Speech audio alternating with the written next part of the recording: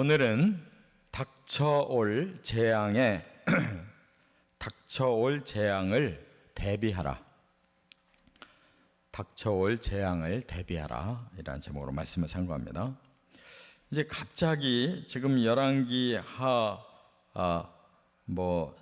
11장 또 역대하 23장 요 부분을 말씀하다가 이 연대기 성경이 갑자기 요엘서로 넘어가요.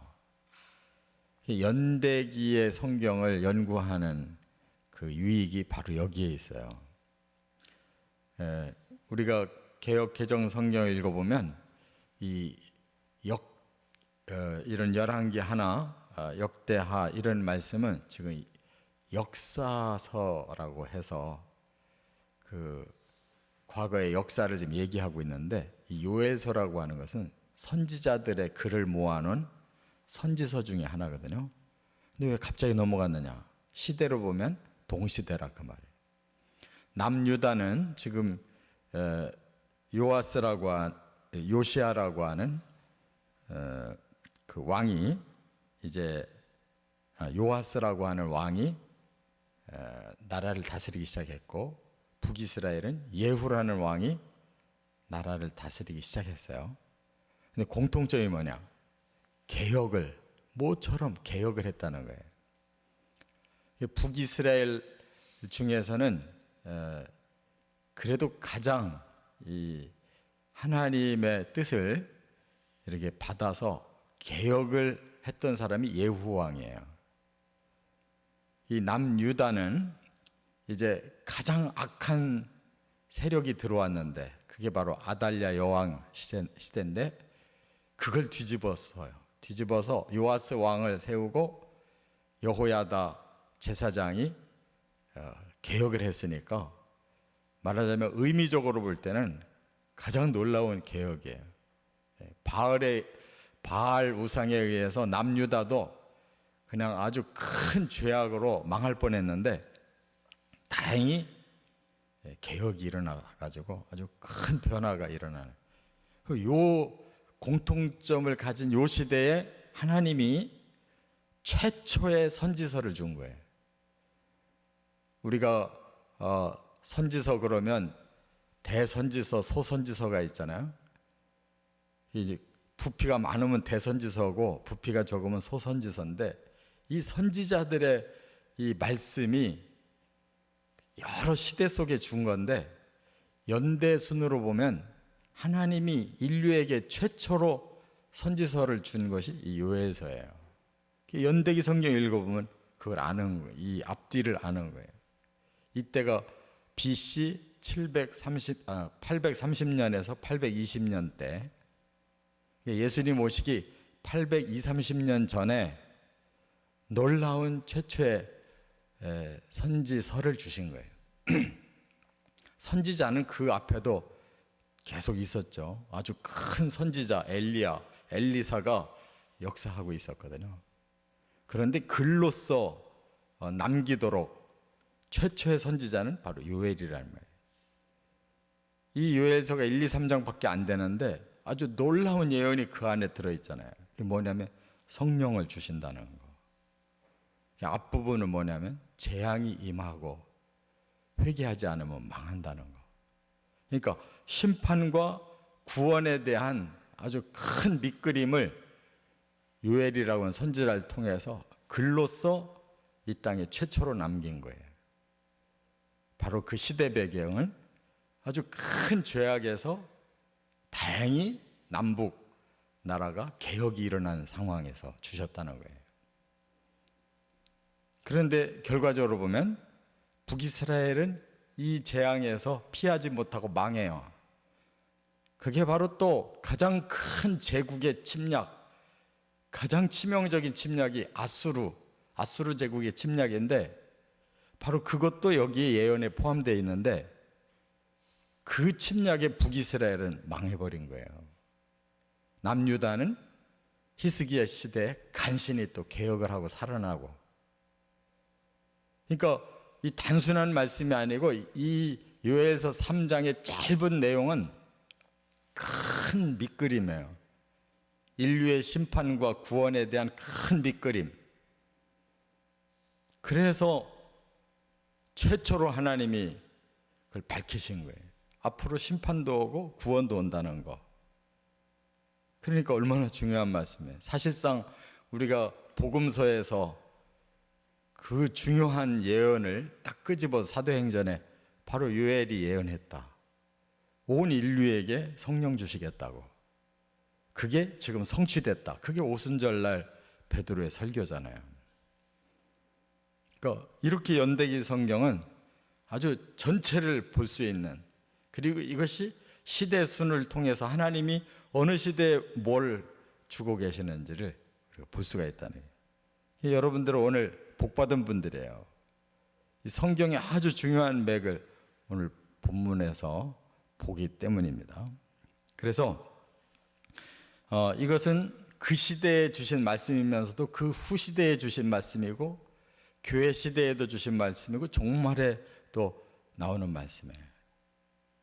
예를 들면 그 재앙을 뭘로 표현했냐면 이 메뚜기 또 황충 이러한 것으로 표현했거든요. 근데 그게 다시 전쟁이기도 하고 그게 종말의 재앙이기도 한 거예요. 그 메뚜기 재앙은 모세 시대에도 10가지 재앙 중에 메뚜기 재앙을 내리니까 뭐 모든 천하가 다 싹쓸이가 돼가지고 항복할 수밖에 없었잖아요. 그 구약 시대에 간간히 메뚜기 재앙이 나오거든요. 그러면서 이것이 전쟁으로 바뀌어요. 그리고 종말에는 이것이 천재지변으로 바뀌는 거예요. 요한 계시록에도 바로 황충 재앙을 계시록에서 말씀하고 있어요. 그런 거를 풀으려면 어떻게 풀어야 되냐? 바로 이렇게 하나님이 시작하신 이 선지서에 다 나오고 있는 말씀이거든요. 그게 구약의 초반부터 신약의 마지막까지 공통적으로 나오는 단어들이 여기 다 들어있는 거예요. 깨닫는 영이 열리시길 바랍니다. 그래서 어떻게 대비할 거냐? 3가지 메시지를 주셨어요. 이 성경은 동사가 중요한 거예요. 뭐뭐 하라 하고 우리에게 행동을 촉구하고 있는 그게 중요해요. 그게 우리가 해야 될 일이에요. 이 메시지 앞에. 그래서 3가지로 말씀을 나눠요. 첫째, 1절과 2절에 보면 들으라 그랬어요. 일단 하나님의 그 메시지를 들어야 돼요. 듣고 깨달아야 돼요. 여기 2절에 늙은 자들아 너희는 이것을 들을지어다. 땅의 모든 주민들아 너희는 귀를 기울일지어다. 너희의 날에나 너희 조상들의 날에 이런 일이 있었느냐. 그러니까 조상들의 날은 이미 과거죠. 너희의 날에는 현재예요. 그런데 이것이 여기서 끝나지 않고 미래까지 이게 간다는 거예요. 그러니까 과거, 현재, 미래를 총망라해서 하나님이 어떤 말씀을 주셨다는 거예요. 하나님의 계획을 발표하셨다는 거예요. 이미 있었고 현재도 일어나고 앞으로도 일어날 어떤 일에 대해서 하나님이 너희들에게 들려주시려고 한다는 거예요. 이게 바로 성경이에요. 하나님의 계획서. 이거에 대해서 듣는 자가 구원받을 수 있는 거예요. 대비할 수 있는 거예요. 그래서 들으라 이렇게 말씀했는데, 이게 바로 과거에는 이러한 메뚜기나 이러한 재앙을 표현했지만 그 뒤에는 전쟁으로 표현하고 종말에는 천재지변으로 표현해요. 이렇게 하나님의 이 재앙이 있다는 거예요. 그건 뭐냐? 심판을 말하는 거예요. 왜? 죄 때문에. 그러나 듣는 자는, 그것을 아는 자는 거기 대비할 수가 있다. 그게 바로 구원에 대한 메시지를 깨달으면 된다는 거예요. 이 들으라가 얼마나 중요해요. 일단 들어야 뭐가 되는 거예요.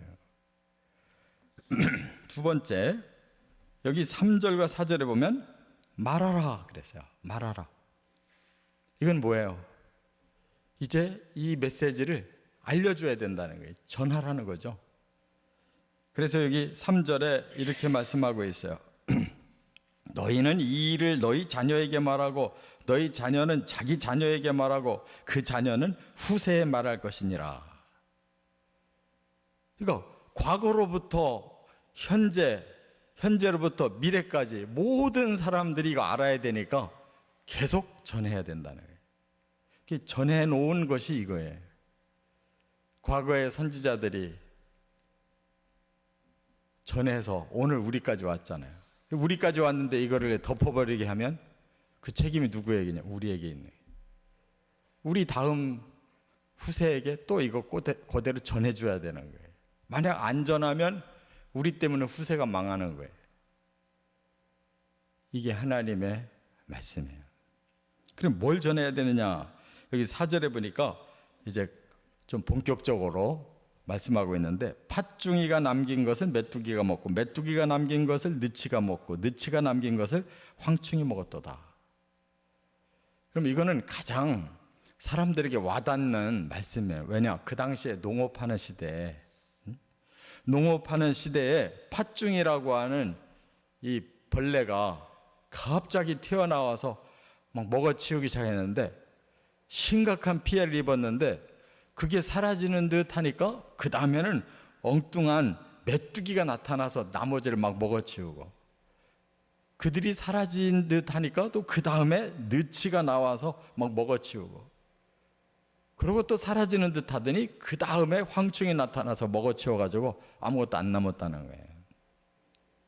이 말은 뭐냐면, 재앙은 계속 되는데 그 재앙이 점점 더 이 땅에 인류에게 심각해진다는 거죠. 갈수록 이 재앙은 확대되고 사람들은 점점 더 생존하기가 힘들어진다는 거예요.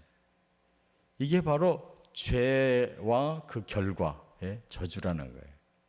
그리고 마지막에는 그만큼의 큰 형벌이 온다는 거예요. 바로 이것을 사람들이 깨달아야 되고 그걸 전해서 대비시켜야 된다는 거예요. 그거를 사람들이 그냥 꼼짝없이 당하면은 기회가 없잖아요. 전하는 게 기회를 주는 것이죠. 그래서 여기서 이 네 가지 종류의 이런 그 곤충은 다 비슷비슷한 거예요. 그래서 많은 성경학자들은 이것은 전혀 종류가 다르다라고 하는 의미보다는 계속 거듭된다, 재앙이 계속 거듭되고 점점 더 심각해진다, 이렇게 봐요. 그 뭐 메뚜기나 황충이나 뭐 별 구별할 수가 없는 그러한 곤충들이거든요. 재앙은 점점 더 쌓여간다. 우리가 역사를 보면 알잖아요. 재앙이 점점 없어져 가는지 점점 많아져 가는지 알잖아요. 세상이 발달한다고 그러는데 사람들은 더 심각해. 그 다음에 끝으로 세 번째 5절부터 7절은 세 번째 메시지는 울라 그랬어요. 울라. 이 말은 뭐예요? 이 모든 원인, 그 결과를 보고 나서 느끼는 게 뭐냐? 이거 우리가 잘못해서 그렇구나 하고 하나님 앞에 회개하라는 거예요. 그러면 산다는 거예요. 결국 성경은 망한다라는 걸 얘기하는 게 아니고 살아나라라는 걸 얘기하는 거예요. 망한다라는 거를 얘기하려고 하는 게 아니에요. 이대로 가면 망하니까 하나님 앞에서 돌이키면 사는 것이다. 성경은 구원의 책이에요. 그래서 오늘 본문에 이제 더 구체적으로 이렇게 말해요. 5절에 보니까 취하는 자들아 너희는 깨어 울지어다. 포도주를 마시는 자들아 너희는 울지어다. 이는 단 포도주가 너희 입에서 끊어졌음이니. 왜 포도주를 얘기하느냐? 그 사람들이 주식이에요. 너희들이 날마다 먹는 그 주식이 이제는 사라져 버렸다. 이 단 포도주라는 말은 포도즙을 말하는 거예요. 그날 포도 따서 즙을 짜가지고 그날 식사에 쓰는 거를 말하는 거예요. 술을 말하는 게 아니에요. 오늘 당장 먹을 주식이 없어졌다. 그럴 때 어떻게 되느냐? 그 깨달아야 된다는 거예요. 그리고 이 재앙을 이제 더 심각하게 전쟁으로 표현했어요. 여기 6절에 보면 뭐라고 그랬어요? 다른 한 민족이 내 땅에 올라왔음이로다. 그들은 강하고 수가 많으며 그 이빨은 사자 이빨 같고 그 어금니는 암사자의 어금니 같도다. 이게 뭐예요? 세상에서 가장 무서운 짐승으로 표현한 거예요. 이 민족이, 다른 민족이 내 땅, 하나님의 땅에 쳐들어왔다는 거예요. 근데 그들이 얼마나 수가 많고 얼마나 강한지 이빨이 사자 이빨 같다는 거예요. 어금니가 강한 암사자의 어금니 같다는 거예요. 그럼 뭘 말하는 거예요? 앞으로 전쟁이 온다는 거죠. 그 무서운 전쟁 앞에 피할 길을 주겠다는 거예요. 어떻게? 회개하면. 이 모든 결과가 우리의 죄 때문이구나. 근데 사람들은 그 죄 때문에, 나의 죄 때문에 이런 문제가 왔다고 생각 안 하려고 그래요. 그런데 하나님은 자꾸 그것을 지적하는 거예요. 죄 때문에 이렇게 벌이 오고 저주가 오고 형벌이 온다는 거예요. 그 죄를 해결받아야 사람들이 구원이 오는데 사람들은 죄를 행하면서 그냥 살고 싶은 거예요.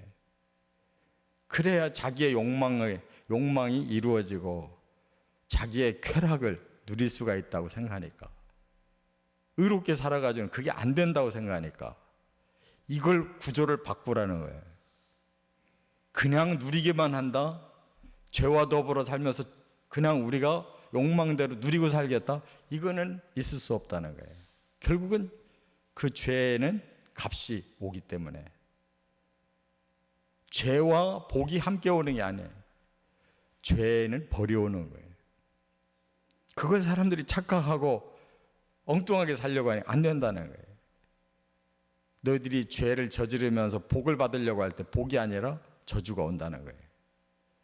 그래서 죄를 해결해야 저주가 풀리고 복이 오는 것이다. 제대로 알려주시는 거예요. 할렐루야. 여기에 사람들이 착각하면 안 되는 거예요. 죄와 복이 함께 온다고 생각하고 적당하게 살려고 그래도 안 된다는 거예요. 갈수록 그것은 더 큰 재앙으로 자꾸 임하게 되어 있다는 거예요. 그래서 이렇게 말씀하는 거예요. 갈수록 어떻게 되느냐. 여기 7절에 뭐라고 그랬어요? 그들이 내 포도나무를 멸하면 내 무화과 나무를 긁어 말갛게 벗겨서 버리니 그 모든 가지가 하얗게 되었도다. 이스라엘은 대표적인 나무가 포도나무와 무화과예요. 예수님도 두 가지 비유를 얘기했잖아요. 내가 포도나무 가지다. 내가 포도나무다. 너희가 가지다. 나무에 가지가 붙어 있어야 열매 맺지. 나를 버리고 죄짓고 하면 거기에 무슨 열매가 맺냐. 그 가지는 버려진다. 무화과 나무를 봐라. 열매 맺을 때가 됐는데 안 맺고 있으면 나무는 잘려진다. 말라서 저주받는다. 예수님이 하신 가장 중요한 말씀이 포도나무, 무화과 나무냐. 여기에 이미 나오잖아요. 이게 바로 선민들이에요. 이게 바로 믿는 자들이고, 믿는 자들의 책임이 바로 이거예요. 우리는 진리를 들은 자들이고 그 진리를 전해야 되는 자들이고, 사람들로 하여금 회개해서 함께 구원받게 하는 게 선민의 역할이고 우리 먼저 믿은 사람의 역할이에요. 세상이 이렇게 점점 메말라 갈 거다. 이걸 보고 어떻게 해야 되느냐. 바로 듣고 깨닫고 또 우리가 전해줘서 다른 사람들이 기회 주고 회개함으로써 구원받는, 성령을 받고 하나님의 복음으로 구원받아야 될 거 아니냐.